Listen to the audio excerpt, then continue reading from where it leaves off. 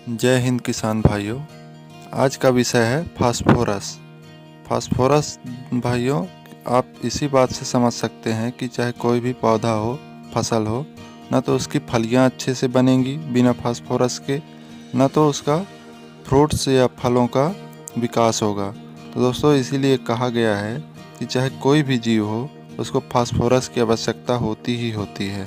तो दोस्तों, फास्फोरस की बात करें अगर, तो हमारी मृदा में फास्फोरस की मात्रा लगभग प्राकृतिक रूप से 0.02 से 0.5% तक होती है। लेकिन अगर बात करें एक कृषि योग्य मृदा में 0.1% तक फास्फोरस होता है।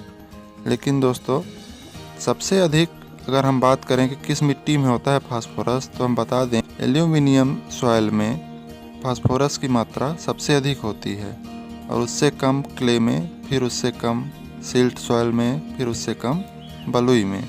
लेकिन हम देखते हैं कि राजस्थान की जो मरुस्थल वाली मृदाएं हैं, उसमें फास्फोरस की मात्रा अधिक होती है, परंतु एल्यूमिनियम सॉइल से कम ही होती है।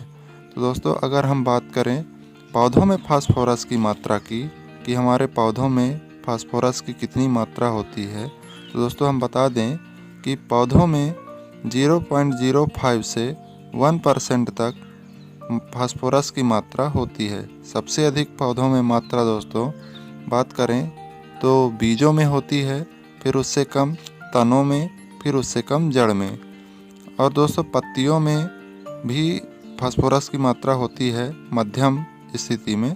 लेकिन जैसे जैसा पौधा परिपक्व होते जाता है, तो पत्तियों में या फिर पौधों में जो भी फास्फोरस की मात्रा होती है, वो धीरे धीरे बीजों में चली जाती है। आपको पता ही होगा कि फास्फोरस का काम ही है कि बीजों को या फलियों को परिपक्व बनाना और उनको ताकतवर और उनका साइज में ग्रोथ करना। तो दोस्तों, इस प्रकार से हम लोग मृदा में और पौधों में फास्फोरस की मात्रा देख लिए। अब बात करेंगे कि आखिर पौधा मृदा से कितना फास्फोरस अपटेक करता है या फिर लेता है, क्योंकि मृदा में फास्फोरस की मात्रा तो बराबर बनी रहती है। लेकिन देखा जाए तो आप जितना फास्फोरस डालते हैं पौधों में, फसलों में, तो उनका सिर्फ 10 से 20% भाग ही फसल उपयोग कर पाती हैं। बाकी के शेष भाग फास्फोरस के अविलेय रूप में मृदा में ही पड़े रहते हैं। जैसे हमारा यूरिया हो गया या फिर अन्य पोषक तत्व हो गए, इनका तो निक्षालन हो जाता है, ये चाहे वाष्पीकरण से हो या लिंचिंग से हो। लेकिन दोस्तों, बात करें फास्फोरस का, तो फास्फोरस का निक्षालन नहीं होता है, ये मृदा में ही ठोस रूप में उपस्थित रहता है, इसको पौधे अपटेक नहीं कर पाते।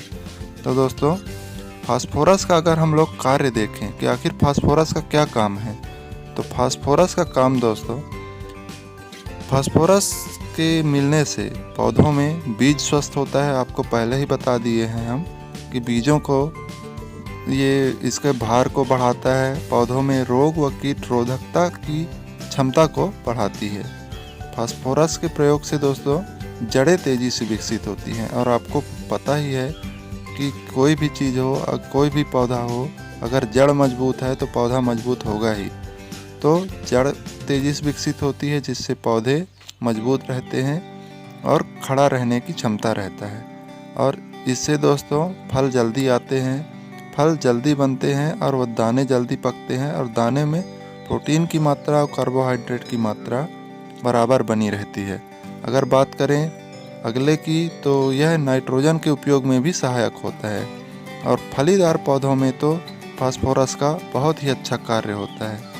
दोस्तों, अगर बात करें हम कमी के लक्षण की, कि फास्फोरस में कमी के क्या लक्षण हैं फसलों में, अगर हम लोग पहचानना चाहते हैं, तो हम आपको बता दें कि फसलों में अधिकतर आप देखेंगे कि फास्फोरस की कमी के कारण उनकी पत्तियां किनारे साइड बैंगनी कलर की हो जाएंगी। आप देखे होंगे कई सारे फसलों में, चाहे मक्का हो, धान हो, गेहूँ हो या फिर अन्य सब्जियां हो, उनके फसलों में आप पत्तियों को देखेंगे, पौधों को देखेंगे, तो किनारे गहरा हरा तो रहेगा ही पत्तियां या पौधे, लेकिन किनारों में आप देखेंगे हल्का नीला बैगनी कलर का हो जाता है।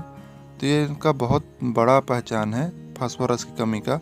आइए हम अगर फसलों की बात करें तो अगर हम मक्का में देखेंगे दोस्तों, तो मक्का में इसके अभाव से पत्तियां बैगनी हरी हो जाती है तथा फसल देर से पकती हैं और भुट्टे भली प्रकार से नहीं बनते।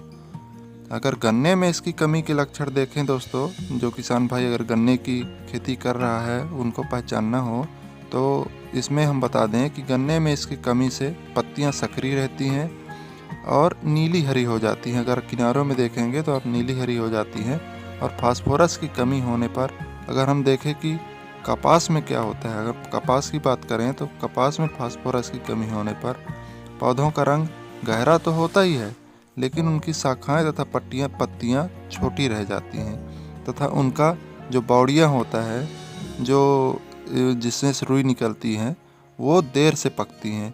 अगर हम बात करें दोस्तों दलहनी पौधों में, तो दलहनी पौधों में भी गहरा हरा रंग तो होता ही है, लेकिन इसके अलावा पत्तियां ऊपर की ओर मुड़ी हुई आपको देखने को मिलेंगी और पत्तियां बोने दिखेंगे, छोटे दिखेंगे आकार में।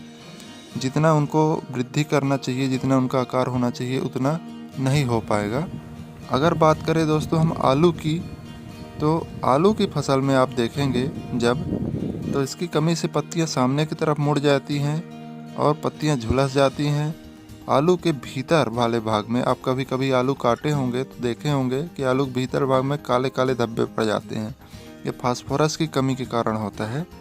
और अगर हम देखें सब्जियों वाले फसलों में या तरकारी वाले फसलों में, तो उनमें पौधों का बढ़वार कम होगा और पत्तियों के किनारे में आप देखेंगे तो वही गुलाबी नीला कलर का, बैगनी कलर का आपको लक्षण दिखाई देगा पत्तों में।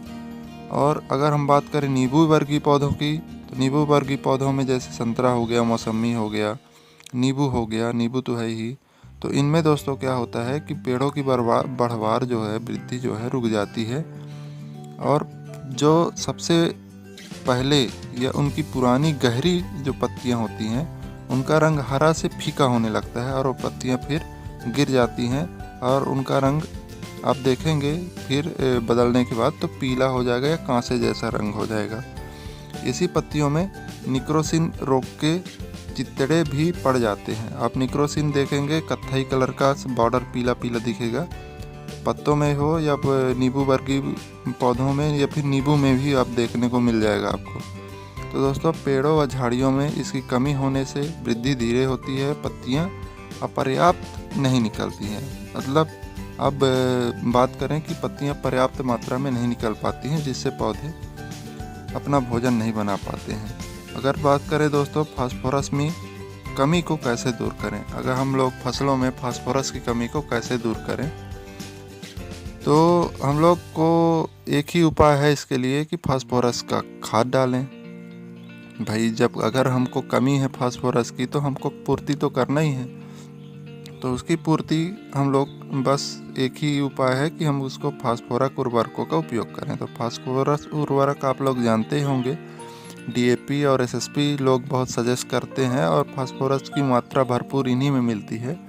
तो दोस्तों बिना खेत की जांच कराए, बिना फील्ड की जांच कराए सॉइल परीक्षण करा लें, मृदा परीक्षण करा लें। इसके बाद जितनी कमी है उतनी मात्रा में ही डालें, अधिक ना डालें, क्योंकि आपको पहले ही बता चुके कि पौधे सिर्फ 10 से 20% ही लेते हैं। आप चाहे कितना डाल दें कोई मतलब नहीं है, आप जितना डालें उतना पौधे ले, बस इतना ही डालें।